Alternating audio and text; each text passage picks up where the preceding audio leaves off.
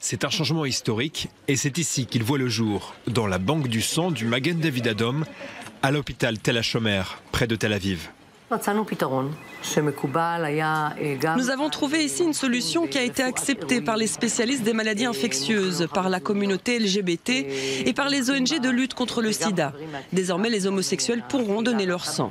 À partir du mois d'avril, Israël deviendra ainsi l'un des seuls États au monde à autoriser les gays à donner leur sang sans condition. A l'inverse, la France et plusieurs autres pays occidentaux leur imposent une période d'1 an sans relation sexuelle. Un critère irréaliste aux yeux de beaucoup, mais nécessaire selon les ministères de la Santé, qui mettent en avant la proportion plus importante de personnes séropositives au sein de la communauté LGBT. En Israël pourtant, un autre système a été imaginé. À partir du sang donné, nous allons extraire, comme nous le faisons pour tout le monde, le plasma que nous congèlerons. 4 mois après, cette même personne reviendra donner son sang.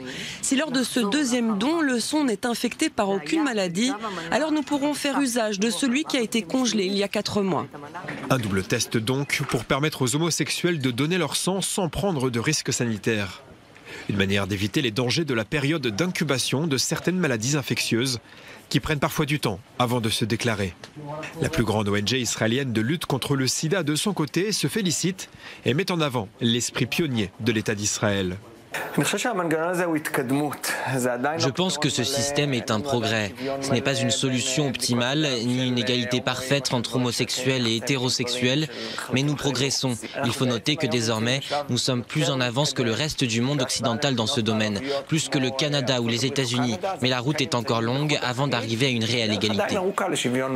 Au-delà du don du sang, les principaux acteurs de la santé publique sont conscients que le problème réel est avant tout la lutte contre le sida dans le pays.